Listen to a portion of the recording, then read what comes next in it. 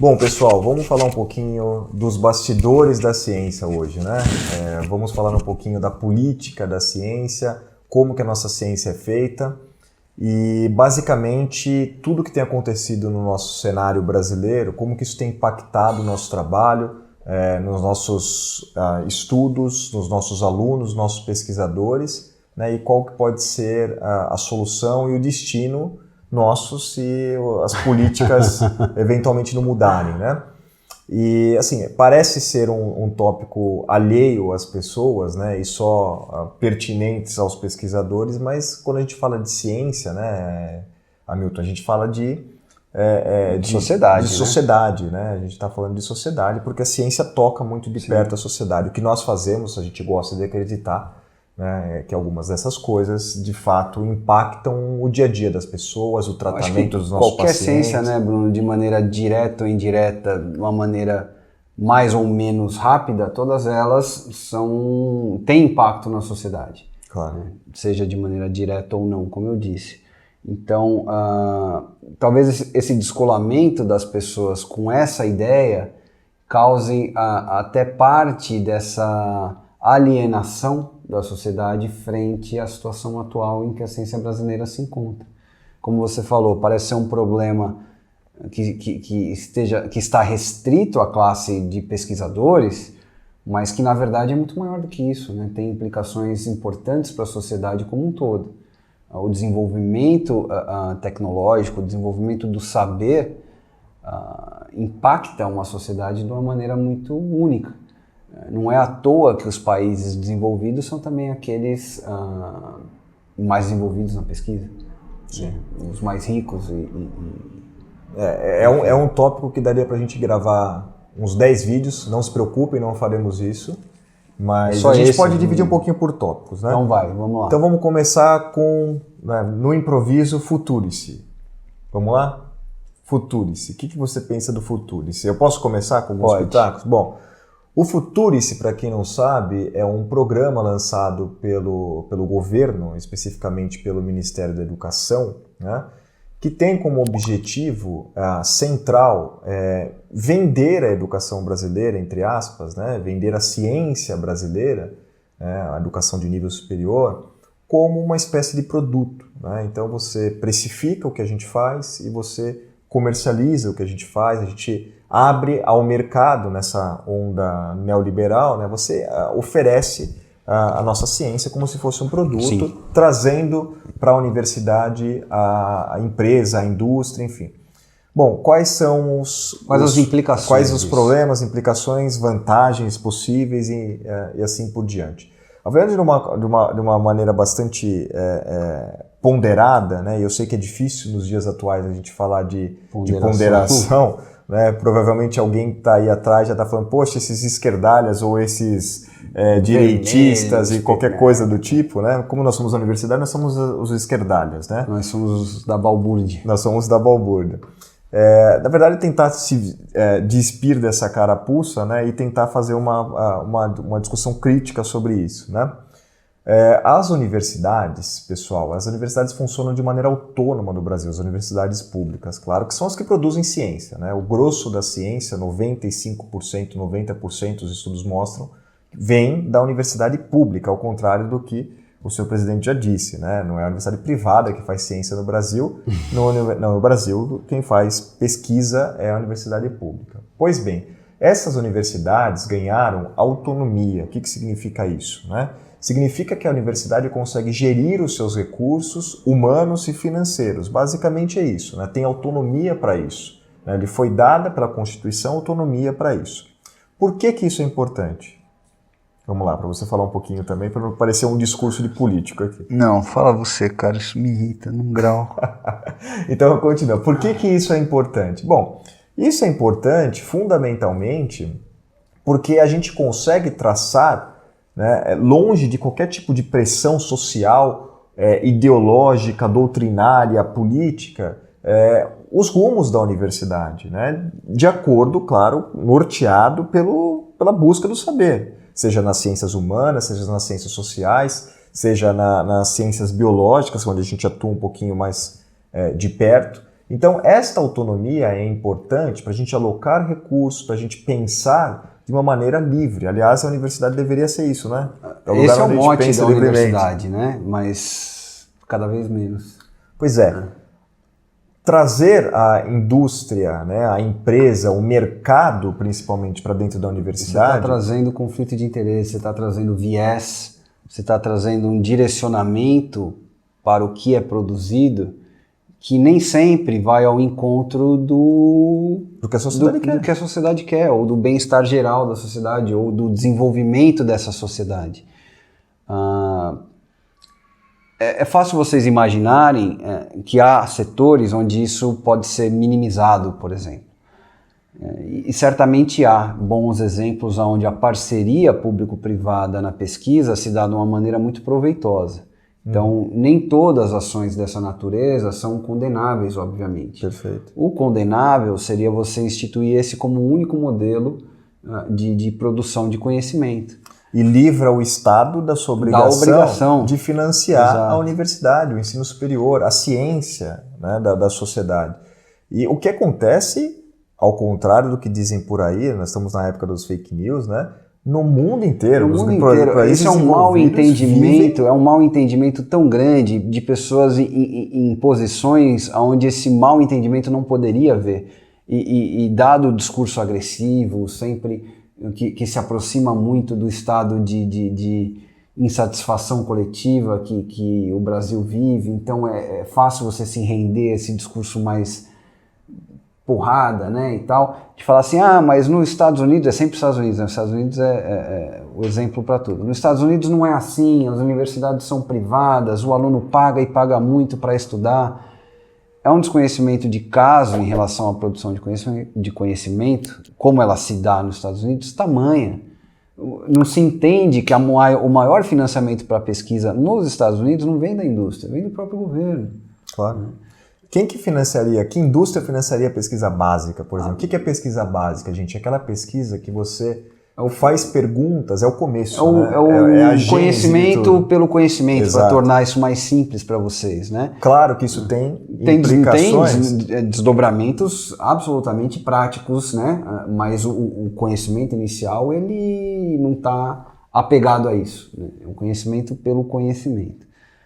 E é o que dá autonomia para as nações. Exato. Né? Existem aquelas nações que fazem sua pesquisa básica, depois colhem o eventual fruto depois de 10, 15, 20, 30 anos. Não sabemos, né? São coisas não definidas. Né? E existem aquelas que vivem de copiar a pesquisa dos outros. Né? Qual nação nós queremos ser? Né? Então, assim, nós, claro que somos, está escrito aí no nosso blog, na descrição, né? Somos entusiastas da ciência, evidentemente. A gente age, as nossas condutas são todas com bases científicas, né? Aliás, acho que esse é um avanço da humanidade, né? O oposto disso seria o obscurantismo, né? A volta aos primórdios, ao pensamento primitivo, contrário à ciência. A ciência ajuda em tudo, né? O pensamento ajuda em tudo. E o berço disso não é só ali, né? Que muita gente que se encastela na universidade, a gente tem que fazer a meia-culpa também. Mas o berço disso, o lugar onde que isso se dá de uma maneira bastante estimulada, é a universidade. Por isso a importância da universidade pública, né? Por além disso, da autonomia e etc., há questões importantes que permeiam essa história da privatização. Não sei se esse talvez não seja o termo correto, e a gente possa incorrer aqui em algum deslize semântico. Mas nesse movimento de se tornar a universidade pública um ensino taxado. Uhum. Tem outras implicações sociais importantes, por mais que algumas pessoas acreditem e queiram insistir também em dados que não são absolutamente verdadeiros, de que o aluno da universidade pública, é sempre o aluno abonado, com uma melhor situação social. Isso não é total inverdade, mas não é uma verdade absoluta. Claro, né? A universidade é muito heterogênea. A universidade é muito diversa, e hoje ela abarca todas as classes sociais e é um refúgio para aqueles menos privilegiados que obviamente não vão ter condições de ter acesso ao ensino privado, né? Isso se dá sim nas universidades públicas de uma maneira bastante evidente, o acesso de pessoas menos favorecidas à universidade, e um golpe desse seria legitimar a exclusão dessas pessoas do ensino superior de uma vez por todas. Sim, sem dúvida, eu concordo contigo. Acho que esse tipo de mito que se cria, de fake news que se cria por grupos com interesses escusos ou por mera ignorância, né, faz parte daquele rol de fake news que tem sido criado, que é a universidade de esquerda também. Exato. Né? A universidade não é de lado nenhum. A gente que vive a universidade há tanto tempo. Por exemplo, se nós vamos lá com os nossos colegas, sem cometer nenhuma injustiça, falando de grupos, claro, né? Senão o pessoal fica bravo com a gente. Mas a gente, por exemplo, frequenta lá os nossos colegas da economia, da administração, há muitos pesquisadores, alunos, funcionários que são de direita, sim, né? Claro que se a gente vai na letras, por exemplo, nas ciências sociais, você vai encontrar um número maior Sim, mas isso para fazer algum grau de generalização, mas de novo, a universidade é absolutamente diversa e você vai encontrar gente de todo tipo em tudo que é lugar. Claro. E isso é o que caracteriza, né, o pensamento livre, a possibilidade da liberdade de criação e de manifestação que se dá dentro do ambiente universitário. Pois é, e assusta um pouquinho, né, essa onda que a gente está tendo de ataques específicos a autores, né? Então vamos, por exemplo, vamos citar nomes, né? Vamos, por exemplo, acabar com os cursos de Karl Marx, por exemplo, porque isso, sei lá, é da esquerdalha, dos comunistas, quer dizer, tudo que se pensa, né, sobre um determinado autor, tudo que se estuda, né, tem múltiplas aplicações em diversas áreas do saber, né? E assim, cercear o conhecimento a determinado autor é algo que remete a períodos absolutamente ditatoriais. Exato. Né? Então, não estamos muito longe disso, né? As ações têm sido muito nessa linha. Eu sou mais novinho, né? Todo mundo sabe, a sua barba não deixa eu mentir. Mas isso aqui é o estresse que vocês me causam, não é essa diferença toda, não. Na verdade, assim, eu costumo dizer para os colegas que eu não participei felizmente, eu não participei, não estava vivo na época da ditadura no Brasil, né? Que sim, foi ditadura porque eu estudei, não estava lá, mas eu estudei. Né? Também não. Cara. Porque hoje se colocou em xeque, né? Você também não pegou, também né? Não. Mas eu digo para os colegas mais velhos, que não é o seu caso, então, que este é o momento mais triste que a gente vive, né? De descontinuidade das coisas na ciência, porque isso é fatal na ciência. Por falar em descontinuidade, a gente podia evoluir para a discussão acerca da restrição de recursos, né? Sem dúvida, sem dúvida. Eu queria chegar exatamente nesse ponto, né? Estava fazendo um preâmbulo para isso. Hoje, especificamente hoje, quem está gravando esse vídeo, eu não sei quanto que vai ao ar, né? Mas há uma ameaça, né? Clara de corte de bolsas de alunos de pós-graduação, aliás, todas, né? Inclusive todas as nossas que somos bolsistas de produtividade, né? A gente não precisa divulgar em causa própria, porque eu acho que a nossa é menos importante nesse momento. Claro. Existem bolsas, né? Que não só para os pesquisadores seniors, mas bolsas de alunos de iniciação científica, são alunos que fazem graduação e ganham uma bolsa para fazer pesquisa. E aí alguém vai também com o argumento obtuso, com o argumento sempre do ódio, do agressor, de que o cara já estuda de graça, ainda vai receber para estudar. E não é bolsa só para a universidade pública essa, né? Que exato, de passagem. Essa bolsa está ligada à pesquisa, a pesquisa se dá prioritariamente não é o caso, mas primordialmente na universidade pública, mas ela pode se dar em qualquer âmbito, e essa bolsa ela pode ser obtida por qualquer indivíduo envolvido em pesquisa em qualquer cenário, inclusive dentro da indústria. Assim, hoje eu sou um pesquisador vivo da ciência, você também, muito por conta dessas bolsas. Sim, né? agora por quê? Isso que as pessoas precisam entender. Por que essas bolsas são importantes? Quando a gente pensa em como a ciência se desenrola no nosso cenário, com o nosso modelo de pós-graduação, é importante as pessoas terem ideia de que quem conduz as pesquisas de fato são os alunos envolvidos na pós-graduação. Com poucas exceções, o modelo do pesquisador contratado, ele praticamente inexiste no Brasil. Claro que existe essa figura, existem alguns contextos onde ele está presente, inclusive na universidade pública, né? O indivíduo que é contratado para uma posição de pesquisa pontual ou como um pesquisador para atender uma demanda de um grupo, de um consórcio, de um laboratório, enfim. Mas quem de fato toca a pesquisa no Brasil são os alunos de pós-graduação. E obviamente que sem algum tipo de remuneração, porque esse é um trabalho que se dá em dedicação integral, você não consegue fazer pesquisa meio período, né? Não existe isso. E para qualquer um envolvido em pesquisa que está nos ouvindo sabe disso, você não consegue fazer pesquisa de manhã e trabalhar em qualquer outra posição que seja à tarde e tentar fazer os seus outros compromissos à noite. Isso simplesmente não acontece. É uma posição de tempo integral. Se ela não tiver algum tipo de meio de sobrevivência, que aliás é bastante deficitário, né?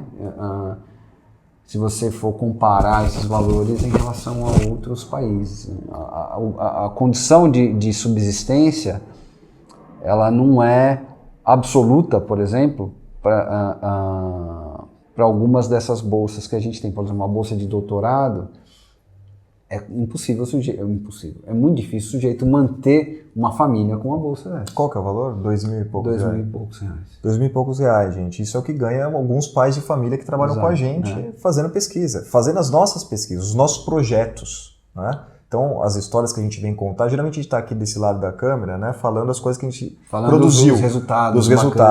São esses caras que fazem. Como, né? O que o Hamilton está dizendo é que são esses caras que recebem essas bolsas de R$2.000, na média, isso de doutorado, mestrado menos, né? São esses caras que estão produzindo esses resultados, de fato. Né? Nós estamos fazendo a parte legal que é contar para vocês. Isso, né? São esses caras que produzem esses resultados, que elevam a condição do Brasil dentro da ciência a níveis competitivos com os países mais desenvolvidos. Então, achar que isso é desnecessário, achar que isso é pouco, achar que não significa nada, ou que é um privilégio, é certamente fruto da ignorância sobre o assunto. Né? Sem dúvida. E acho que tem um ponto relevante que é especialmente prejudicial para a ciência, esse corte abrupto de verbas que tem acontecido, né? Na ciência, você não consegue diminuir um pouco o seu rumo, se acertar, se ajustar ao orçamento existente, depois você retoma, como você faria, por exemplo, numa empresa, né? Olha, vamos demitir 1 ou 2 funcionários, a gente ajusta, tira esse projeto, engaveta esse aqui a gente vai tocando com uma certa contenção e lá na frente a gente vê o que acontece. Na ciência, maioria dos casos é on-off. Se você tem, você faz. Se você não tem, exatamente. Você não faz. Você não consegue descontinuar ou diminuir o ritmo de um projeto específico. Simplesmente pelo fato de que a descontinuação ou descontinuidade de um determinado projeto leva ao seu fim imediato. Amanhã, né, vamos pensar daqui a um ano, a pergunta já é outra, o experimento já é outro, quer dizer...